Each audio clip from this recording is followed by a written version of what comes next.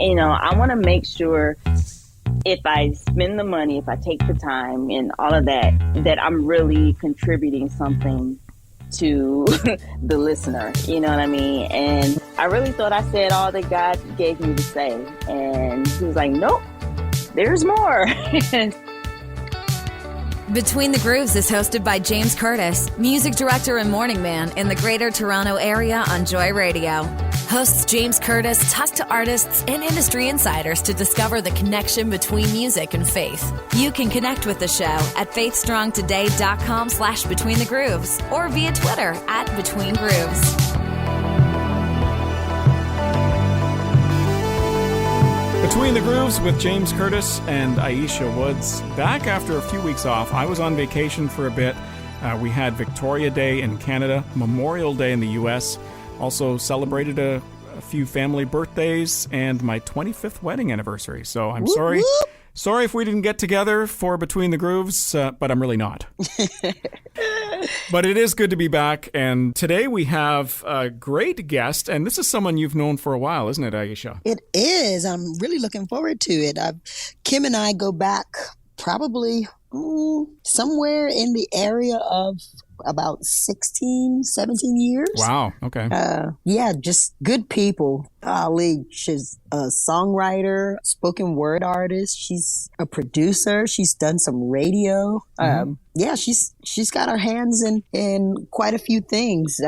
Mother at the same time. That's a big job right there. Yeah. Busy lady. Awesome. And she's been doing the music thing for quite some time as well. So it'll be great to chat with her and see what's up and talk a little bit about the business and good nuggets, hopefully, that we can get out of this conversation. Yeah, I'm looking forward to it. I think it'll be really good. Let's get Between the Grooves with Kim Pratt. So listen, Kim, thank you very much for hanging with us this morning. I was intrigued when Aisha said we have to get together because I really didn't know who you were, but I'm glad Aisha does. And now we're getting to know you.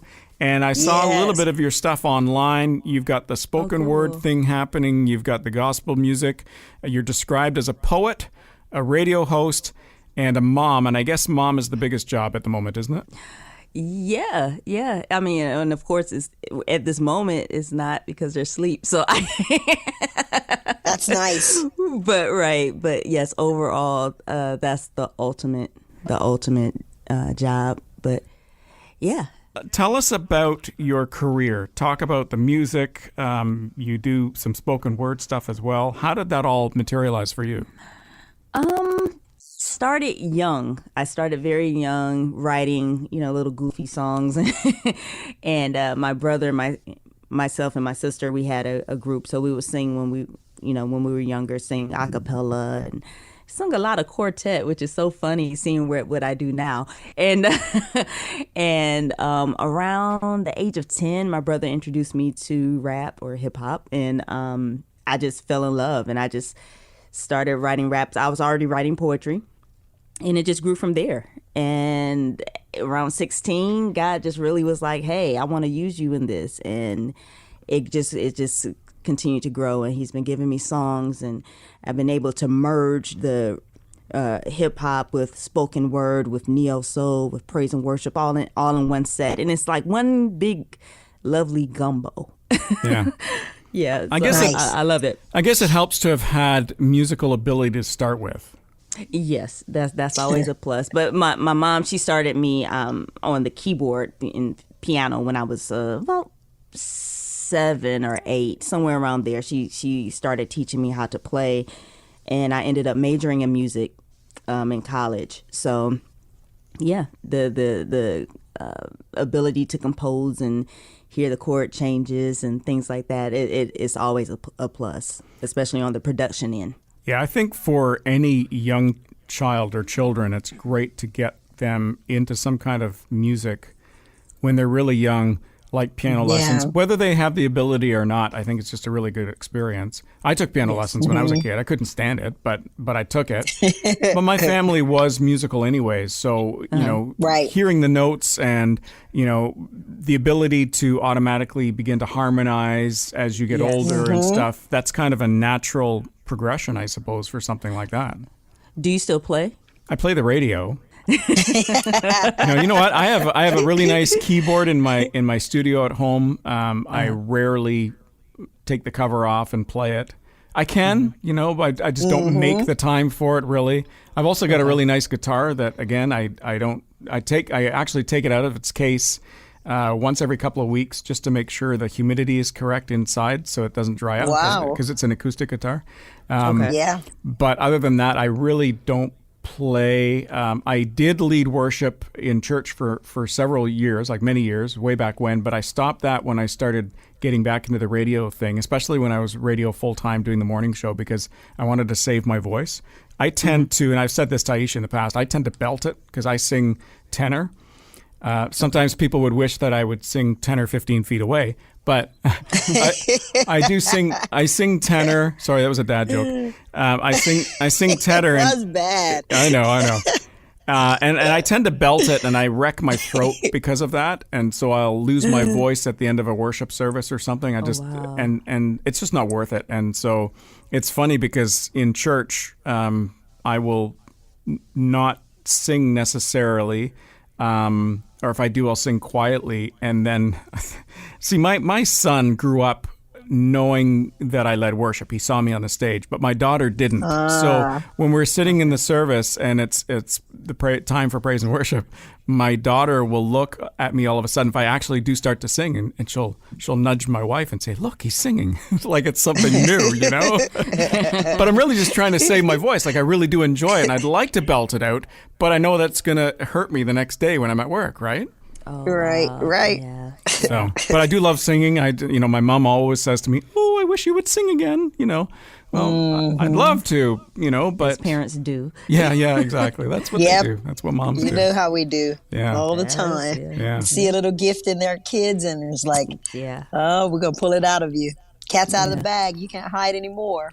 Do your kids, Kim, have a musical ability? Natural ability? They do. Yes, they do. My son, he sings, he plays trumpet, he writes, he produces, the whole nine. My oldest daughter, she can sing, but she just doesn't.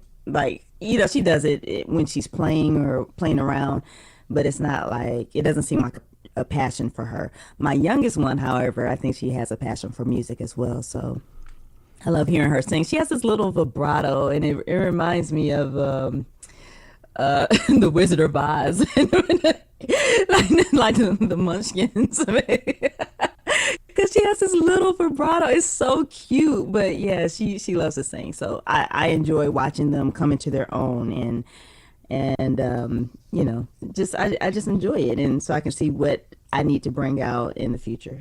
So this vibrato that your daughter has, is that a natural vibrato, like a natural talent, something that she's able to do, or is this something, she's heard other people do it, so she's kind of mimicking it? Or, right. Yeah. Sounded like the lion on the Wizard of Oz. Right. Yeah. I think it's natural. For a while, I thought she was imitating someone, but I for the life of me, I can't imagine who she could be imitating because I don't have a vibrato when I sing, so I'm like, this is real. Unless it was like an American Idol, like watching some of these artists, sing. Maybe it was something like that, or in church. Who knows? No. Okay. No, but yeah, I think it's natural, and it's good. And it's the cutest little thing. It's so funny, but yeah. So we'll see what's going to come of her singing, and if that's something that she'll continue on, and. Right. Hey, you might drop something on her soon. Yeah. Hey, I've seen that happen. Never know. I've seen that happen. They start playing around in the studio, and then they end up coming up with something really good, especially if they're interested in it. They really want to pursue it, right? So Definitely. Yeah. So how about you? What kind of, there's tons of people trying to make it in the music business. It's a tough industry. What's your focus? Like, what do you like, are you trying to get your name out there? You're trying to get radio airplay, or are you just kind of doing this, kind of thing on the side for fun? Like, what's your deal? You know what? I do service radio. I'm a little well, I don't want to say I'm different because I don't want to stereotype every artist out there. I don't really go after the nominations and things like that award wise. But I do, like I said, I do seek radio airplay and video airplay just to get the message out. So my main thing is just reaching as many people as possible. So to make sure I'm reaching whoever needs to hear the message. So that's my main thing. I don't have to blow up to whoever the highest artist may be, but my goal is just to do whatever guy, reach whoever he wants me to reach. And hey, if he wants to blow me up, fine. But for the course. Right. But I don't necessarily seek after a whole bunch of fame and stuff. What would you say your message is?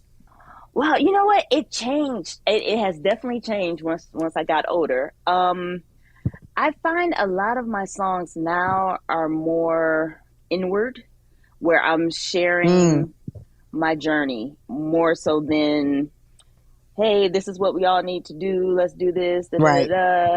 Of course, the more worship songs, of course, it's more corporate, but I'm sharing my journey. So like, hey, this is what I'm dealing with right now. This is how God is taking me through it. Yeah. And with the hopes that someone else who may be going through it won't feel by themselves, because we have a habit of, dealing with things and a lot, especially youth, they don't want to talk about things because they feel like they're the only one going through it, right. Or they're ashamed to talk about it because, they feel that mom and dad, they never been through anything. They're old. They don't know what, what do they know about whatever, And so my goal is, hey, you're not by yourself. We're walking this journey together. This is how God is dealing with me in it. This is how I got through it. So let's link arms and let's walk through this life together. So that's where I am right now. And how does the radio side play in for you? And I'm not talking the music now, but you also are a radio host. Is that just to get your music out? No, I'm kidding. Honestly, It's a joke. no, and I said it like that because unfortunately I know people who have done that. Yeah. And they say, okay, I'm getting a radio show so I can play all of my music, and I'm like, oh, okay, really? meradio.com. Not just kidding. But yeah, my goal was to. All right, so let me rewind. I used to work in the industry. In the industry, I used to do radio promotions for different labels and indie artists. And I would talk to a lot of music directors, program directors to get the client on the air. And what I found, of course, there on the industry side, there's tiers. This is an A artist, this is a B artist, I would consider them a C artist. And, so a lot of the indies with great music just didn't get the opportunities that a lot of the more known artists would get. So I wanted to create a show that will give indies opportunities, who has a great sound, great message, but I wanted to give them a platform as well. So I play the indies along with the Mary Marys and the Aisha Woodses, and what I mean. So I knew the Mary Mary. What was the other one you said? Sorry, I'm sorry. But I played them alongside, and again, it gives them an opportunity to have that platform and get their music out and their message out as well. And I honestly, it's just something I did. I never intended on it blowing up like that, but God just took it and stations started picking the show up, and it keeps growing. And I'm like, wow, Lord, okay. Because I honestly, I hate being out front, but God keeps putting me in positions where I'm out front. So yeah. I love that. I love when he does that, it's the kind of thing that keeps us grounded And it just reminds us, he said he opposes the proud, but he gives grace to the humble. And man, he moves like that. Wow. Yeah. Yes. And it just the whole thing, like you said, it is very humbling. And it's, those who know me, like I said, I do not like being out front. I prefer being behind the scenes. But same thing. I have a TV show, right? Same thing. Out the blue, someone just said, "Hey, do you want a TV show?" And I'm like, "Well, not really." But but God opened that door. So the TV show is like the visual version of the radio show where I'm showing the artist videos and have ministry in between. So yeah, I don't know what God is doing, but at this point, I'm just like, okay, Lord, yes, whatever doors you're opening, who am I to back out of it? Yeah. So. That's right down my alley too. Like I've said this, and Aisha, you know this well enough about me, anyways. Like I'm not a selfie guy. I'm not a right. Like I probably don't promote myself on social media as much as I should, as a radio guy, and as my career and trying to get people to listen and whatnot. I mean, I do a little bit once in a while when I remember, more than anything else. But it's really more about promoting the artists and promoting or promoting Between the Grooves or whatever else. Because I think if I can get people to listen to that, then they can hear some of the hearts of the people that are in this business, whether they're a musician or an artist or,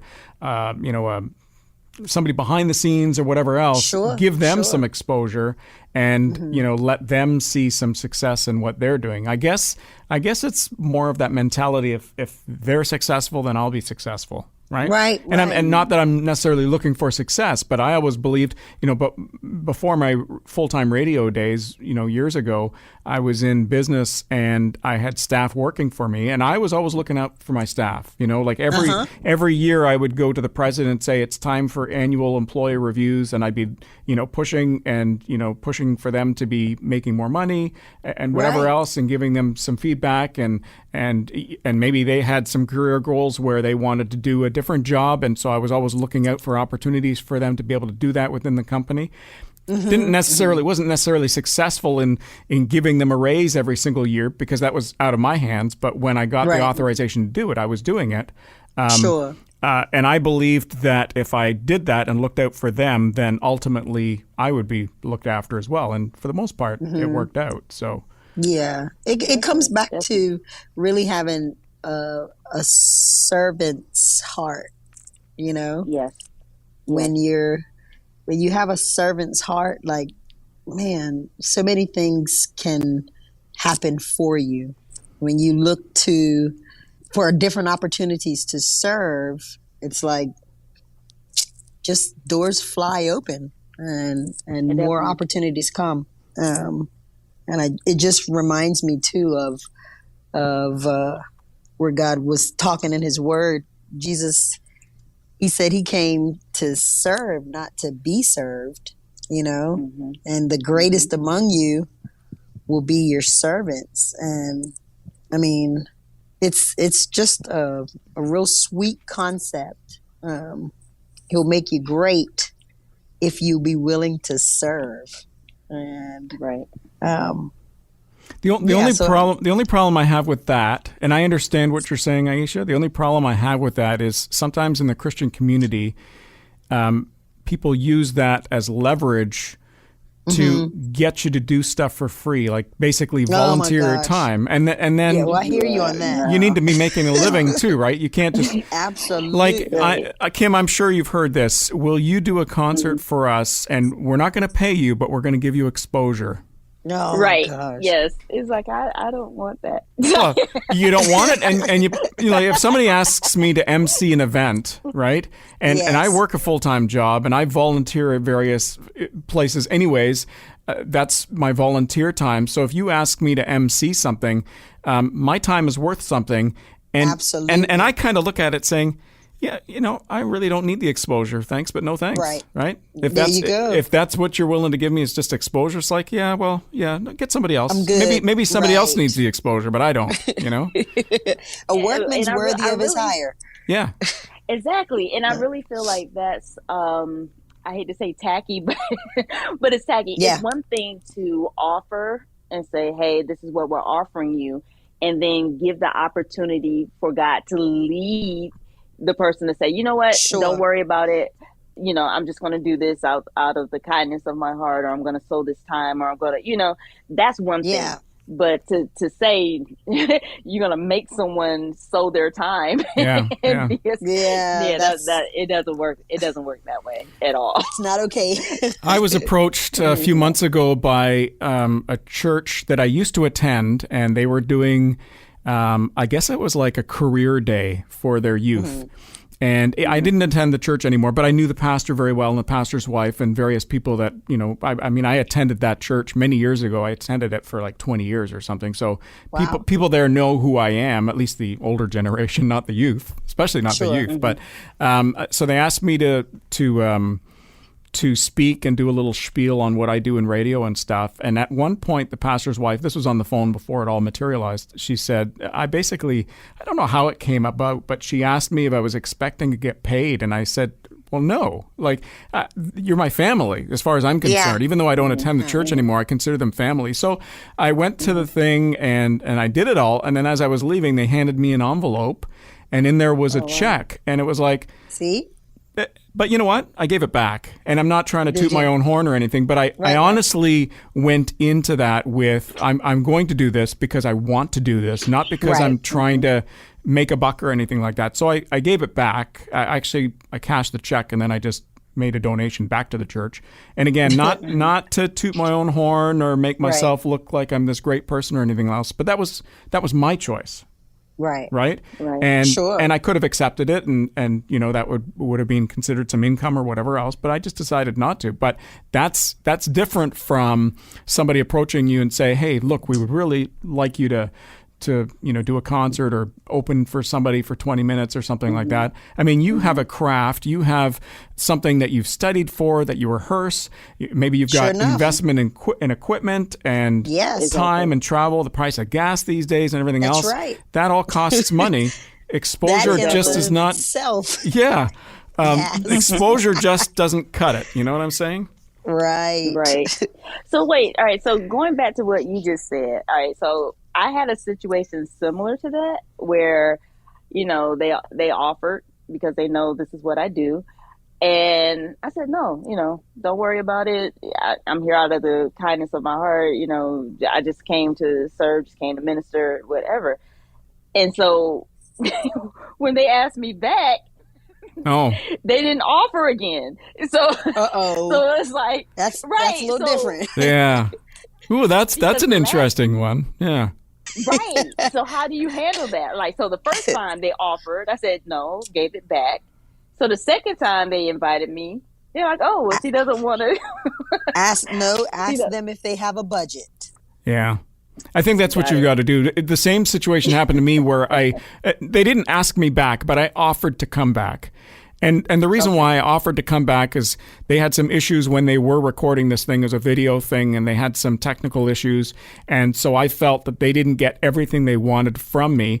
And quite frankly, me and a friend of mine, we used to run the youth group way back when. And so I said to him, and this was coming out of COVID and everything else, and I said to them, if you want me to come back in person on a Friday night when the youth are meeting, they might get more out of this having a Q&A or something like that. And I'd be happy to do something like that. And then, I wouldn't expect payment or anything like that. I would do it because again, I used to attend the church, but it's different when you offer versus you offer or decide you're going to do it, say free, hand quotes or whatever else.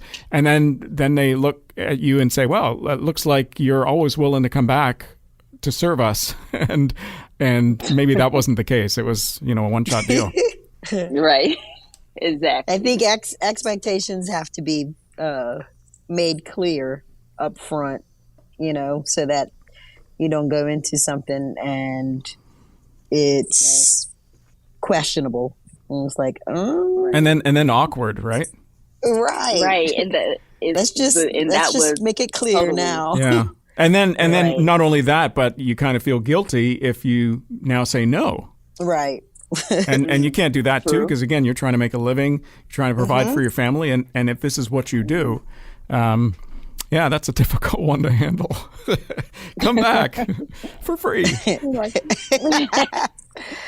Listen, Yeah, but I'm to telling you, assume- ask. But to assume though, that's horrible. To assume that they're coming for free, that's like, okay, Yeah. awkward all around. I've had it happen many times where I've been asked to do something, and sometimes I just know there's not a budget in it, and I'll just say, no, sorry, I can't do it. You know, I had one offer once. I don't know if I told you about this, Aisha. I don't even know if I did. Maybe it didn't make it to the podcast. I'm not sure. But this this situation where I was asked to speak at a church that I didn't even attend. And again, it was some kind of career thing, but it was a men's ministry. And they couldn't pay me, but they could, feed me breakfast.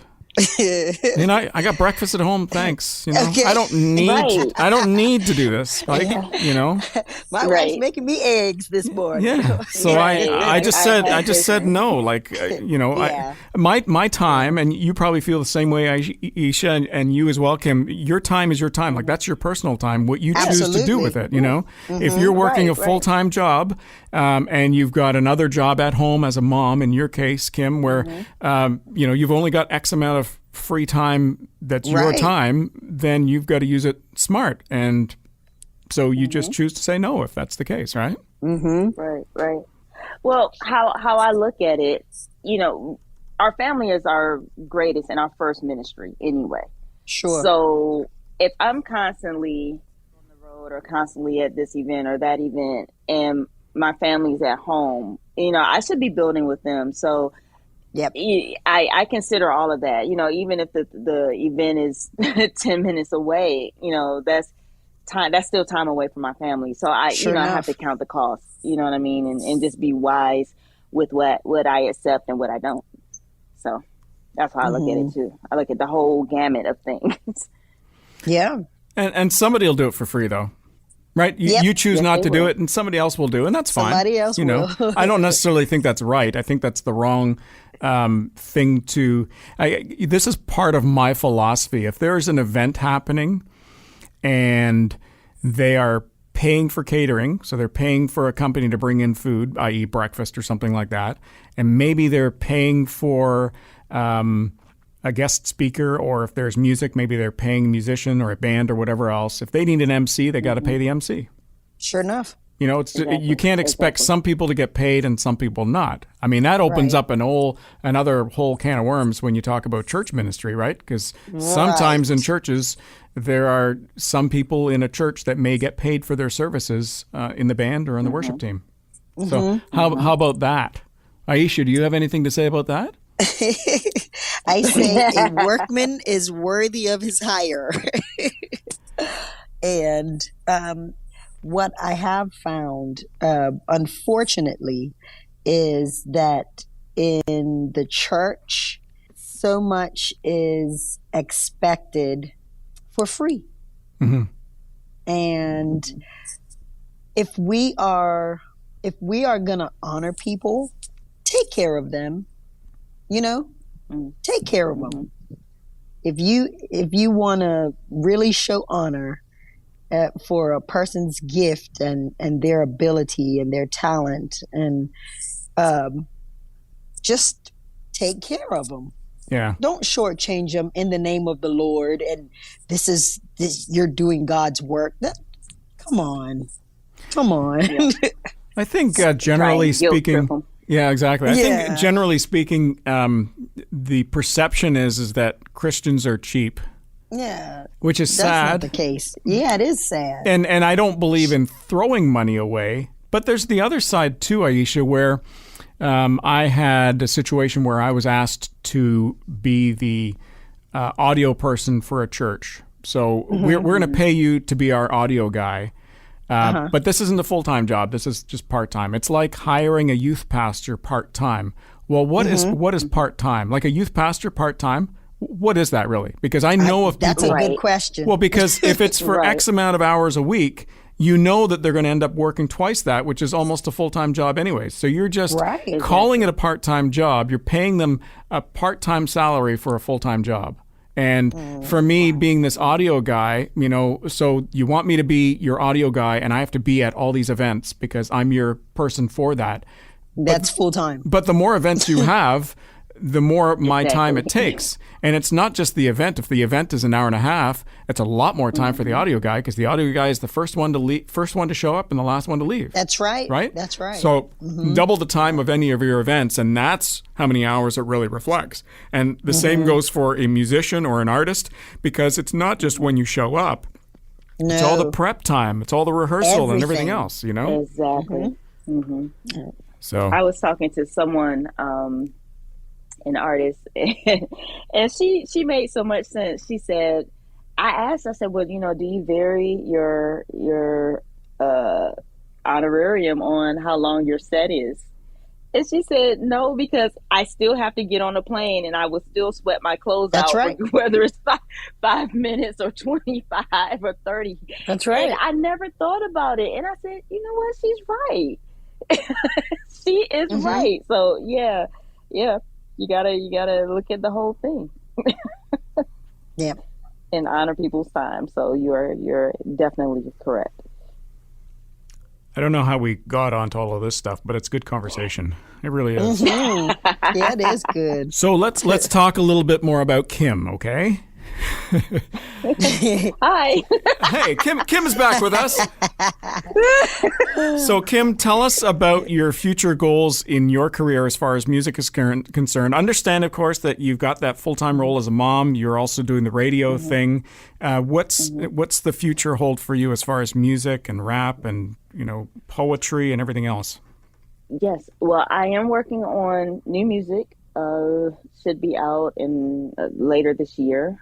And honestly, I'm flowing with what God is saying, because I honestly thought I was done. I didn't want to write anymore. I was just over it. I was like, Lord, okay. But He started giving me music again. But was this because you were now a mom and your priorities shifted a little bit? No, I didn't feel like I had anything more to say. Oh, okay. And I was never that artist that was like, okay, well, it's 3 months. I need to drop something now, and and then do a remix of Jesus Loves the Little Children. You know what I mean? Like, that's not. Does someone have a remix of that? Because I don't want anyone to think I'm. But, you know what I mean? But not that I know of. Just to drop something is my point. I want to make sure, if I spend the money, if I take the time and all of that, that I'm really contributing something to the listener. You know what I mean? And right. I really thought I said all that God gave me to say. And He was like, nope, there's more.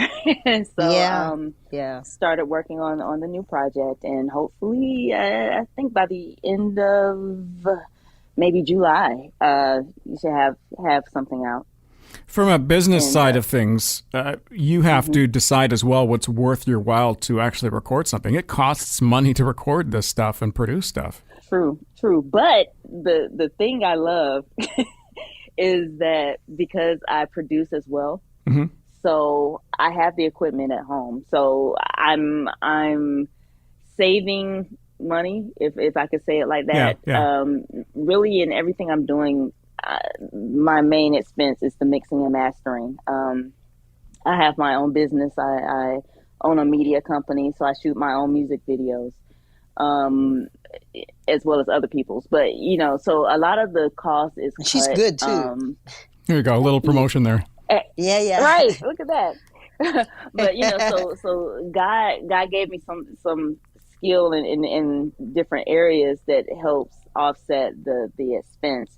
So I'm grateful for that. But just outside of that, everything I do, I wanted to make an impact, and I'm not trying to be super deep or anything like that, but I wanted to impact, and I don't want to just drop music just to drop it. So the pause has been, one, to make sure I'm in a place to deliver music and not write from a hurting place or impure place. No one wants to hear someone bleed all over a song, right? Yeah. And that's then good. And then on top of that, just making sure I have something to say. Do you produce for other people as well? I do. A lot of what I'm doing right now, though, is more on the media end. So if they want, if I'm shooting, let's say, a promo video for someone and they need a music bed, then I'll produce the music bed for that. And I've been doing a lot of tracks for spoken word artists, so I'll produce like a nice little neo soul track. Yeah, Isha's favorite genre, spoken word. And There was not a lot of excitement in her voice there. She knows me. And so, In fairness, I'm not a big fan either. I would say I'm offended, but I'm not. And, everything isn't for everyone. There's I know. genres I don't care Right. for either. You know what I mean? Yeah. I just But figure more power to them. I'm probably going to get kicked for this, but I consider spoken word an attempt at music for somebody who's not musical.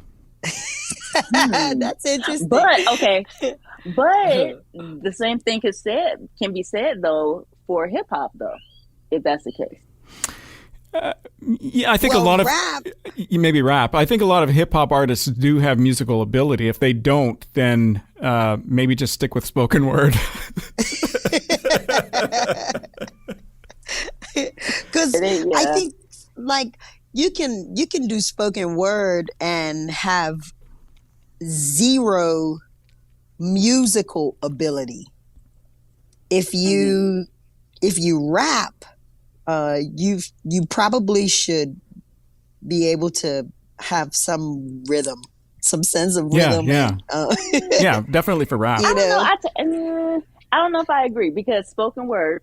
Well, most of us, there's still a sense of cadence you need. So you're not necessarily saying your piece on rhythm or on beat, but you still need to know where to drop that cadence, where to punch certain words. You know what I mean?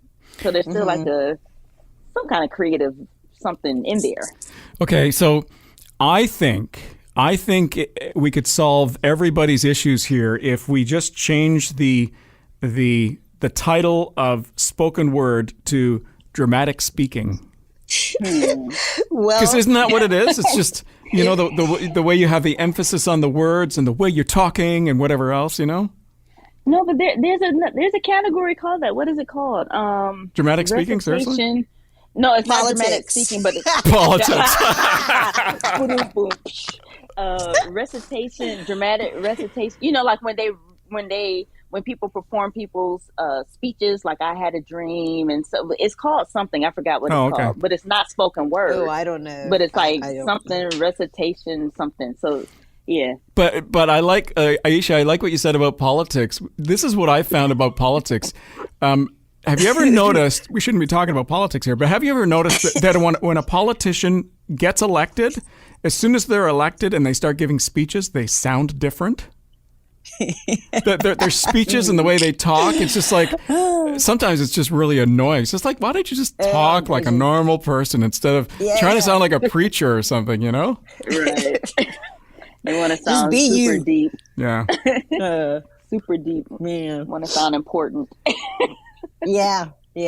So on the radio side of things, Kim, what's next for that? I know that you mentioned to me, and this was earlier, you mentioned to me about the fact that your show now, which features a lot of indie type artists mixed with other music as well, that it's growing. It's growing. Like you've got multiple stations that you send this off to. Yes, the Kim Pratt show is currently on 9 stations, and I have other people inquiring to air the show as well. But it's a 2-hour show. Of course, it has music. It's all Christian hip hop and urban gospel blended in together. And of course, you have ministry. You have I have a DJ segment where the DJ does a whole mix for a segment, and it's really cool. Interviews, the whole 9. So we try and keep it fresh, try and keep it interesting. So each show is a little different. That's great. It's a lot of work to get a show syndicated, anyways. Just to get the interest. And does this make you any money, or is this like a gift of love, as they say sometimes? This is truly, a gift of love. Yeah. This is truly a gift of love. Okay. If I really thought about it, I could make money, but that wasn't the original intent of it. And if I had a bigger team to take some of this pressure off of me, then I could really, make money from it. But right now, I'm my hand is in some of everything, and I'm in school too, so it's like I'm doing a lot right now. So. I way back when I had a show, or it was a segment of a show, it was like a countdown type thing, and I was doing it on the radio, and I had requests from other stations to take this and for me to syndicate this thing. And the problem I had with that is it would have meant more work for me to do that, and I didn't really have any time to contribute because I was just doing part-time radio at that point. Ideally, if I was going to syndicate it and do it properly, I would have sponsors and everything else just to make it worth my while. Exactly. But now it's a bigger job. Like, not only do you have to, produce this thing a little differently to accommodate different radio stations, but now to do the selling side of things and to sell this to potential clients or sponsors, that's a lot more work as well. And it's, I just don't have the time for that, right? So exactly. Yeah. It's a lot. It's a lot. Back to your video business, do you do music videos as well? I do. Okay, so Aisha, if you're looking for a music video for anything, I got some stuff coming up, and I absolutely need. I know somebody. Video. I know somebody. You know somebody? Yeah, I know somebody. Look, so do I. Yeah. Well, there you go. Well, listen, Kim, thank you so much for hanging with us on Between the Grooves. Thank you for having me. I really appreciate it. Take care. Have a good day. You too. Bye-bye. All right, Bye-bye. You too. Great conversation with Kim Pratt. You never know where it's going to go, do you? But it was nice to chat with her. Make sure you check out her website, iamkimpratt.com. You can find the links to her music, events, and social media as well. Great chatting with her. Yes, indeed. That was awesome. I'm so glad that we got a chance to catch up a little bit. So right here, we're going to have a little bit of artist advice, and it's coming from Rhett Walker. Oh, I can't harp on it enough. Like, I want people to sing what God has put on their life. And I think it was Louis Giglio that said it a long time ago. One of the pastors in Atlanta, and they were like, you got to picture the world as a complete circle. And whenever you decide to be like someone else, you step out of the circle and stand beside them, and now there's a gap in the way God has made this. Like, God has made each and every artist to be each and every artist who they are created to be. And so many times, we try to, if I could be like this band, if I could be like this artist. And it's cool to look towards somebody and try to be, like we all have people we're fans of. It's cool to look to somebody and lean towards that way. But to just copy, I feel like is a disservice to the creation that you are in Christ. Write what God has intended you to write. I really like the way he visualized that with the circle. Mm-hmm. Yeah, it was neat. Yeah, it was neat. It kind of puts context, because you've heard many people say that in the past. I mean, do what you're supposed to be doing. Don't try to mimic other people. We've heard that many times. But to visualize that now about the fact that you're breaking the circle, you're breaking something else. God never intended for everybody to be doing the same thing. No, not at all. Just be authentically you. And I love his accent. I think we all have an accent, right? I probably sound so. Canadian. You sound Floridese. Is that a word? Floridese. Florida-ese? I don't know. I think my accent's a mixture of a bunch of different places. I don't know. And then that makes you unique. Don't try to copy somebody else.